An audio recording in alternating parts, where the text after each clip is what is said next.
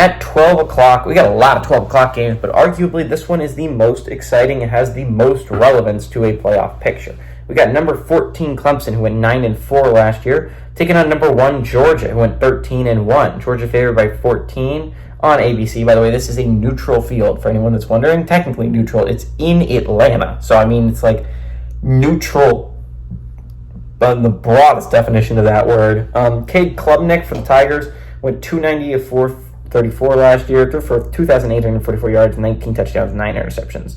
Phil Mafah had 179 carries for 965 yards and 13 touchdowns. And Tyler Brown was their leading receiver with 52 catches, 531 yards, and 4 touchdowns. I know that stat doesn't sound great, but here's the great thing for Clemson. Of those 3 players I listed, they bring back every single one of them. So it's a big win for Clemson. They bring back their starting quarterback, their really number 1 running back. You could argue it was Shipley last year, but Mafah was really the guy near the end of the year. And they bring back Tyler Brown, which, again, did he have a phenomenal year? No, not really. But he had a decent enough year that I think it's worth mentioning him coming back. Georgia, on the other hand, they bring back Carson Beck, who went 302-417, threw for 3,941 yards, 24 touchdowns, 6 interceptions.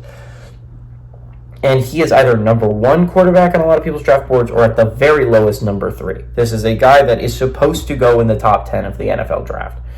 Dijon Edwards had 164 carries for 881 yards and 13 touchdowns, and Brock Bowers had 56 catches for 714 yards and 6 touchdowns. Now, unlike Clemson, of those 2 guys, the guys of every guy I mentioned, 2 of those guys, Edwards and Bowers, will not be back this year. Am I super worried about their running game? No. But what I am worried about Georgia is, can their passing game survive? They had some good receivers the past couple of years, and then last year, I don't think they had a great receiver. The reason they were able to win as many football games as they were was because of Brock Bowers. So much attention went to Brock Bowers, which allowed other receivers to get open. And I'm not saying that they're not going to find this random guy who has a DUI and is a phenomenal football player and can really run.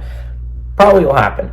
But right now, as I see it, I don't see the receiver that is going to take over this football game, that is going to play really well. And I think it's going to be really interesting. Georgia's 43-18 against Clemson all time. They kind of own them. The last 2 games have gone to Georgia in 2014 and 2021. I think this is a big game for Clemson. This is a big statement game for the ACC, right? If you really want to prove that the ACC should be at least sending 2 teams to the playoffs, I think there's 3 games to look at early on in the schedule, and this is one of them. I think if you're going to prove the ACC is a strong conference, Clemson, Georgia is a big one. You have to put up a fight. Miami, Florida is another one. Tennessee, NC State's a big one. I think Tennessee, NC State is arguably the biggest of those 3.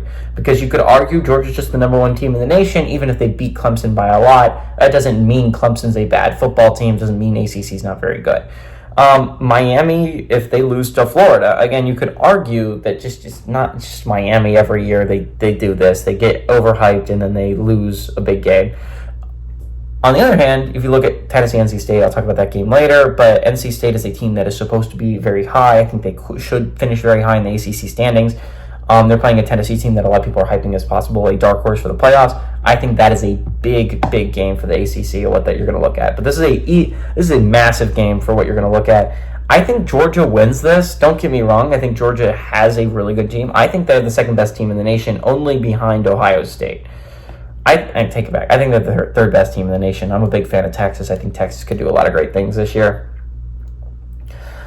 But I think Clemson is a team that is really, really good. I think Clemson is a really good football team. I like Clemson to keep this close. I think this is the best game of the early window. Give me Clemson to cover, but Georgia to win outright.